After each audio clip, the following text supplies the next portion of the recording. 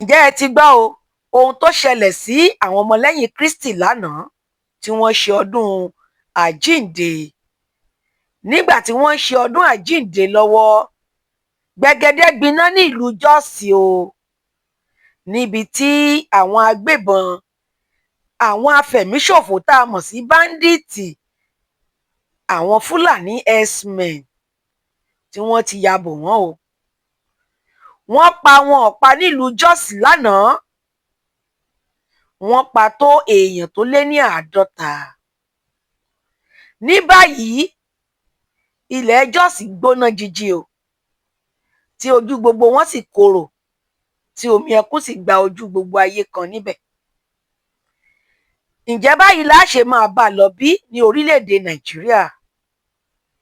Ẹ̀yin ọmọ Nigerians, ǹjẹ́ báyìí la ṣe máa bá a lọ tí àwọn afẹ̀míṣòfò yóò sì máa pa wá ní ẹyọ kọ̀ọ̀kan, tí wọ́n máa mú wa kúrò níbẹ̀ lẹ́yọ kọ̀ọ̀kan, tí kò sì sí ìdájọ́ tàbí agbára kankan tó lè mú wọn dúró? Ǹjẹ́ ẹ ti gbọ́ ohun tí Gumi sọ lánàá? Nígbà tí Gumi, èyí tó ṣe agbẹnusọ fún àwọn agbésùmọ̀mí tí a mọ̀ sí terrorist, tí ó jáde sórí ayélujára tó sì ń pè fún àwọn DSS láti lọ arrest arákùnrin tí a mọ̀ sí Alex Babe, èyí tó jẹ́ US missionary. Lára ohun tí wọ́n ṣe ń pè fún pé kí wọ́n lọ arrest rẹ̀ rèé o. Ó ní arákùnrin náà fẹ́ dá rògbòdìyàn ìjà ẹ̀sìn sílẹ̀, nítorí pé arákùnrin náà ké gbàjarì síta lórí ìfẹ̀míṣòfò tí àwọn agbébọn tí wọ́n kọlu àwọn ọmọlẹ́yìn Kristi ní ilẹ̀ Jọ́ọ̀sì lánàá. Ó ní nítorí ìdí èyí kò lẹ́tọ̀ọ́ láti gbé gbàjarì fún ẹnikẹ́ni.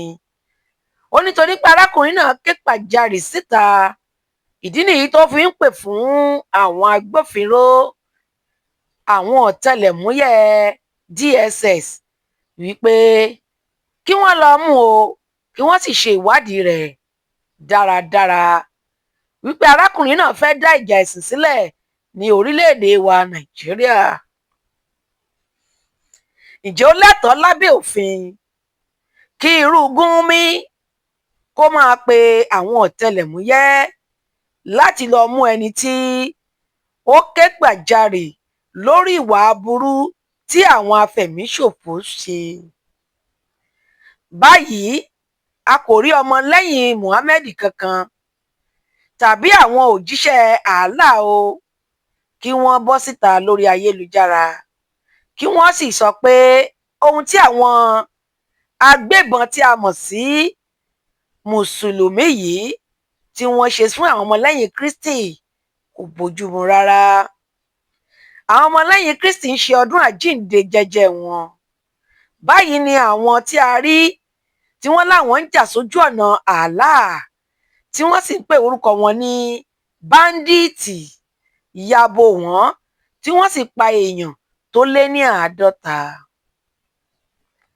Gumi kò sì rí ohun tí àwọn agbébọn náà ṣe gẹ́gẹ́ bí ohun tí kò dára. Kò sì sí àwọn ẹ̀yà mùsùlùmí àbí àwọn olórí ẹ̀sìn kan tó ti jáde tó ti tanu àbùkù lu ohun tí wọ́n ṣe náà gẹ́gẹ́ bí ohun tí kò dára rárá, tí kò sì bójúmu. Ṣùgbọ́n èyí tí a rí lọ́wọ́ Sheikh Gumi, òun ni wípé ẹni tó kígbe síta o wípé ẹ̀yin èèyàn gbogbo àgbáyé ẹ gbà wá o, wọ́n mà tún ti ń pa ọmọlẹ́yìn Kristi lẹ́ni ọjọ́ àjíǹde.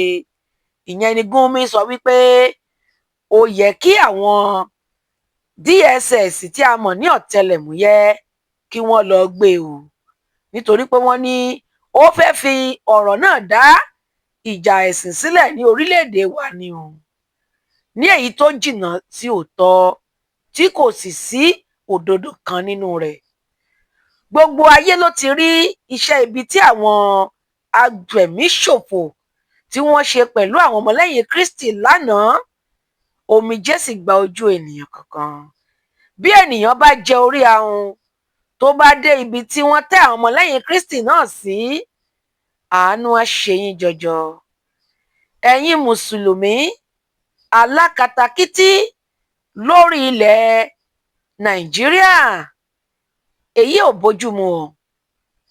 Wọ́n ní wípé ọ̀run nìkan ló mẹni tí ó là o, Ọlọ́run ló mẹni tó ń sin òun.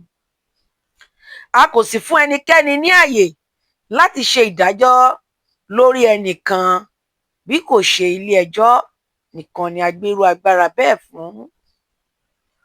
Kí ni ìdí pàtàkì gan-an tí àwọn afẹ̀míṣòfò tí a mọ̀ sí báńdíìtì Boko Haram tí Sultan Sokoto sọ wípé Allah ni wọ́n ń jà fún? Kí ni ìdí rẹ̀ gan pàtàkì tí wọ́n fi ń pa àwọn ènìyàn ní ìlú Nàìjíríà? Èyí kò bójúmu rárá o. Bàbá wa Tinubu, ọmọ olódòdẹ, Àkànbí o, ẹ bá wa wá nǹkan ṣe sí i. Ìfẹ̀míṣòfò yìí ti pọ̀ jù o, ó ti pọ̀ jù fún wa. Àwọn aráàlú ara ń kan wọ́n nítorí wípé kò sí ààbò tó péye lórí ẹ̀mí àti dúkìá wọn. Àwọn afẹ̀míṣòfò tí a mọ̀ sí Mèyítì Allah, báńdíìtì, Boko Haram, Fúlàní herdsmen yìí, wọn kò bẹ̀ṣù gbẹ̀gbà nígbà tán bá fẹ́ ṣiṣẹ́ ibi.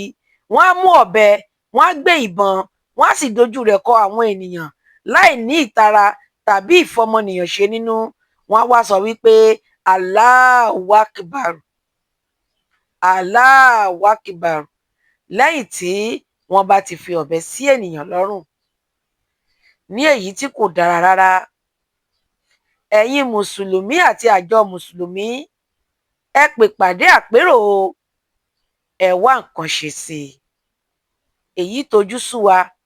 A kò sì rí arákùnrin nì tí mò ń pariwo ẹnu mùfùtí tí wọ́n ń pè ní mùfùtí ní ìlú Ìwó kí ó sọ ohunkóhun lórí ohun tí àwọn ọmọ ìyá rẹ̀ nínú ẹ̀sìn tí wọ́n ṣe fún àwọn ọmọlẹ́yìn Kristi ní ìlú Jos lánàá, àti èyí tí wọ́n pè ní ṣífù ìmáàmù wọn tí ó wà ní ìlú Ògbómọ̀ṣọ́, tí mò ń bú ọba, tí mò ń bú ìjòyè, tó sì mò ń jẹ alárìífín tí kò sẹ́ni tí kò lè rí fín. A kò rí kó bu ẹnu àtẹ́ lu irú ọ̀rọ̀ bẹ́ẹ̀ àbí irú ìwà bẹ́ẹ̀ o. Bákan náà, Olúwo tó gba ẹ̀sìn Ìsìláàmù kan rí, tó sì ń sọ fún wa wípé ẹ̀sìn Ìsìláàmù ni ẹ̀sìn àlàáfíà o, ẹ̀sìn Ìsìláàmù nìkan ni Allah yóò gbà lọ́wọ́ àwọn. Ǹjẹ́ ara iṣẹ́ tí àwọn afẹ̀míṣòfò yìí ṣe wà lára iṣẹ́ tí Allah yóò gbà lọ́wọ́ wọn bí? Tí Olúwo ti ìlú Ìwó fi ń sọ wípé dandan o, àfi kí gbogbo ayé ṣe ẹ̀sìn Ìsìláàmù tí ń pààyàn kiri orílẹ̀-èdè Nàìjíríà. Èyí ni òpin ìròyìn tọ̀sán òní. Ẹ máa bá wa kálọ. Bí a bá tún rí ohun mìíràn tá a fẹ́ mú wá, a ó mú wá sétígbọ̀ọ́ yín ní yàjóyàjó. Orúkọ tèmi ni Princess Ọmọjọ́júọlá TV. Ẹ ṣé tẹ̀ ń tẹ́tí sí wa. Ó dàbọ̀.